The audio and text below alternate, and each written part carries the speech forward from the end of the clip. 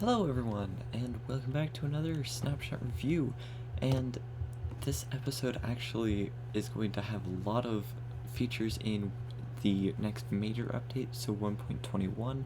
But just to clarify what is 1.21 and what isn't, basically the wolves and the armadillos and the wolf armor and all of that, that is all the next minor release. So 1.20 point, is it 4? I think it's like 1.20.4 or 1.20.5, whichever one it is. That's what the wolves and armadillos are participating in.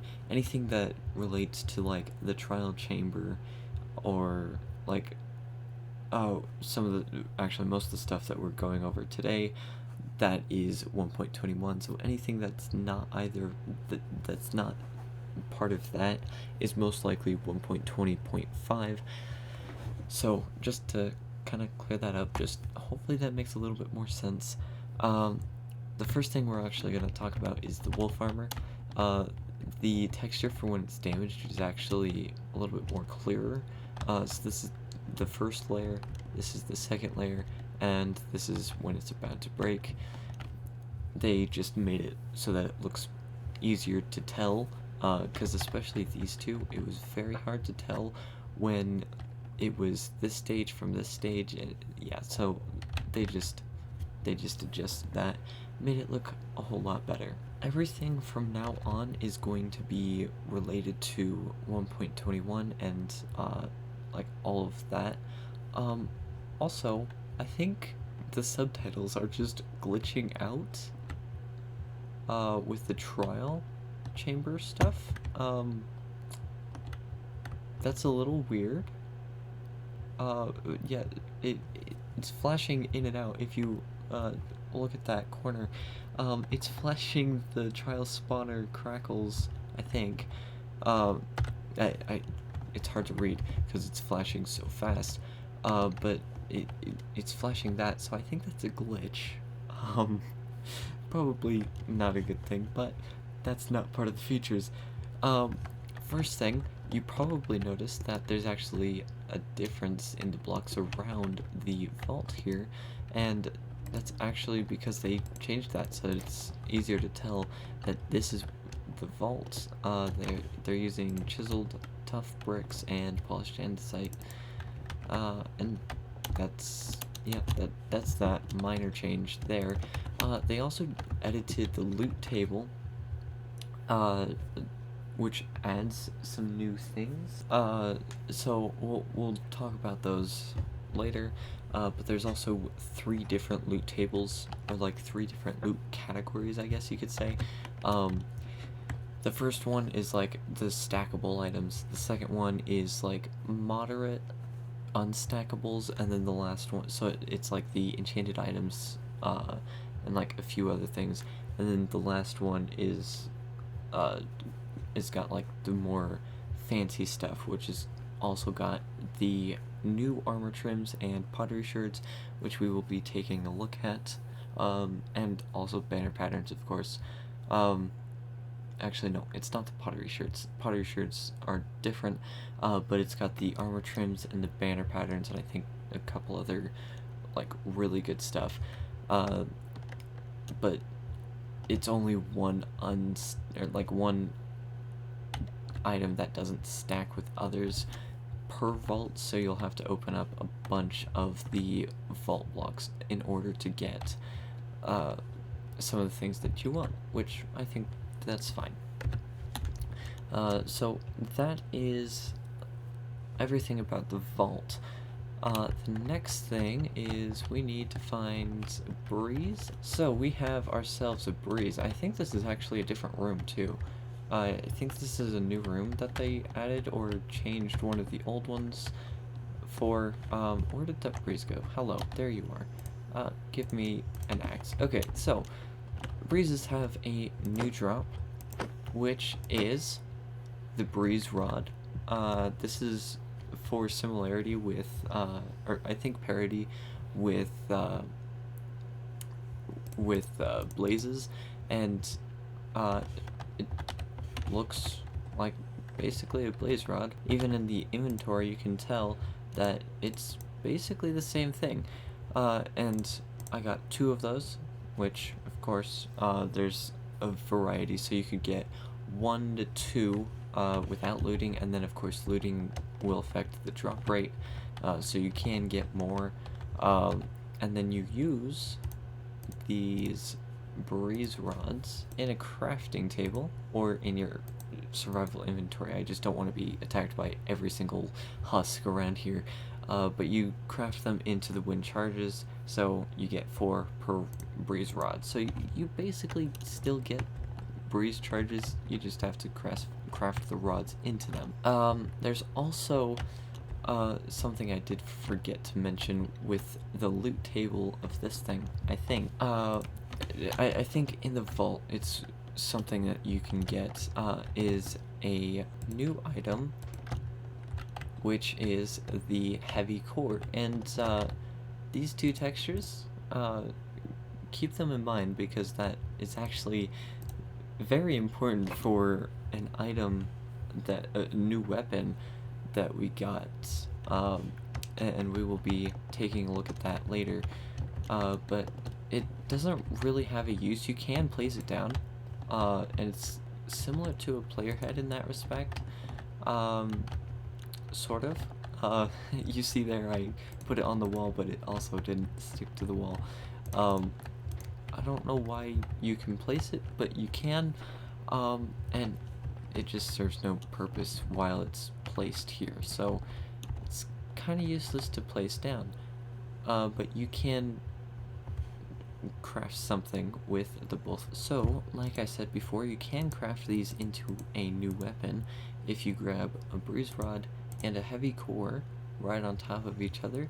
You get the mace, and you can even see the similarity between the rod and the mace handle.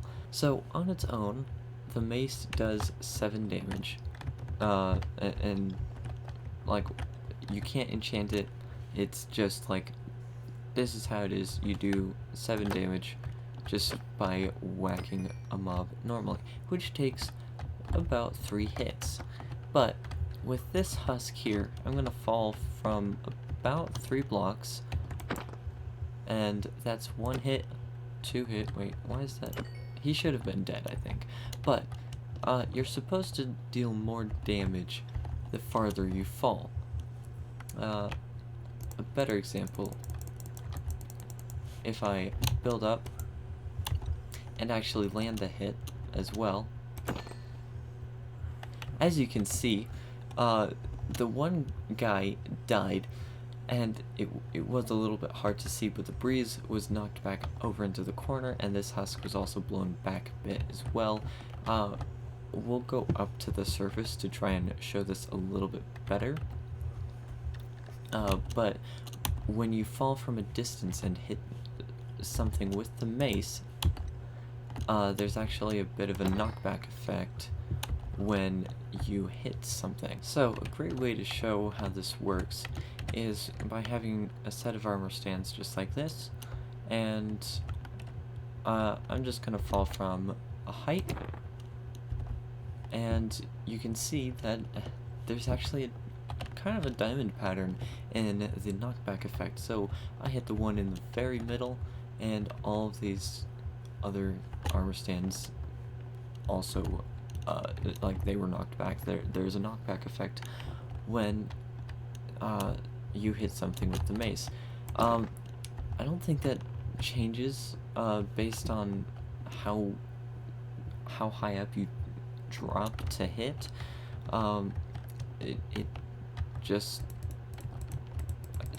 It's just like a set knockback, I believe.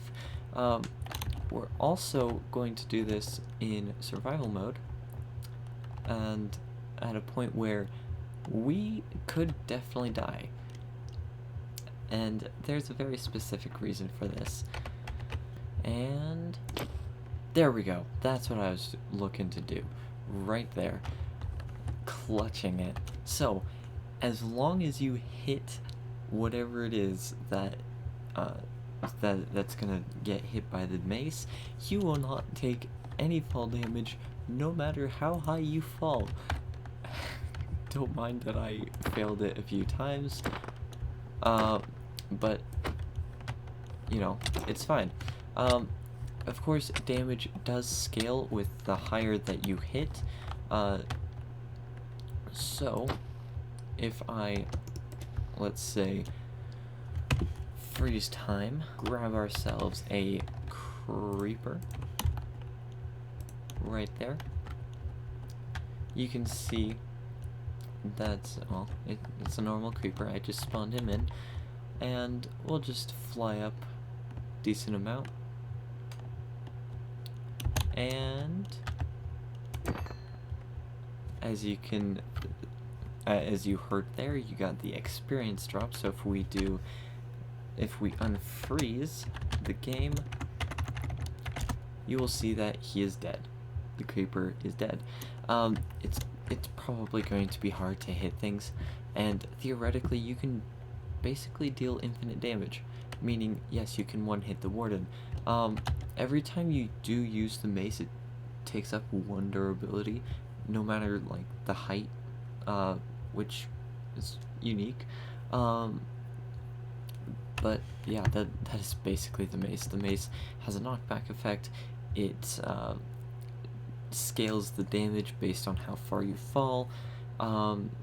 As long as you, of course, hit your enemy, then you don't take fall damage. You repair it with breeze rods at an anvil, so since ours is broken, I'll just demonstrate that. Anvil, mace, breeze rod, and it repairs just fine. So pretty easy. You could also use them in combination with wind charges to do something like that for the extra height. Just do more damage, just like that. You know, that sort of thing. Just sorts of things like that. Next thing we're going to take a look at is actually the pottery shards. So if we look around the pots long enough, we should find one. Aha! Here's one. So this is one of the new ones. I think this is Scrape. And you can find each of the designs on pots around. This one, I believe, is Guster, right there. And then there's one more somewhere. But basically, you find them just by breaking the pots. Like, they're on the pots. You can break the pots with, like, an arrow or something, and then you get the 4 pottery shards. Or, I think they're... Is it pronounced shards or shards? Let me know down in the comments if it's pronounced shards. Because I don't remember what the actual way to say it is. Alright, well, I couldn't find the last one, Flow, but that is what Flow looks like right there. Scrape, Guster, Flow. Of course, you can find them on the pots around the trial chamber. You're not gonna get them from the vault blocks. That was a misspeak on my part earlier. You just find them on the pottery shards, or the pots around the trial chamber. There's also, of course, the banner patterns. There's actually 2 new banner patterns, which you can get from the vault. And these are Guster and Flow. And yes, they do match up with the pots as well.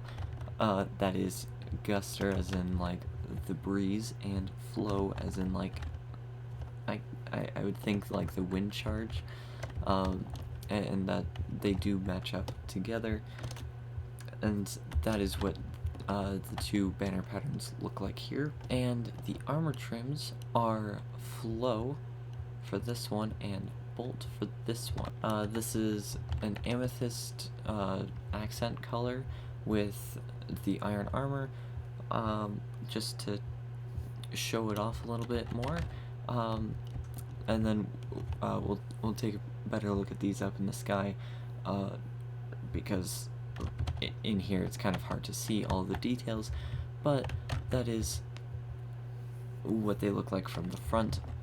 You can also duplicate them.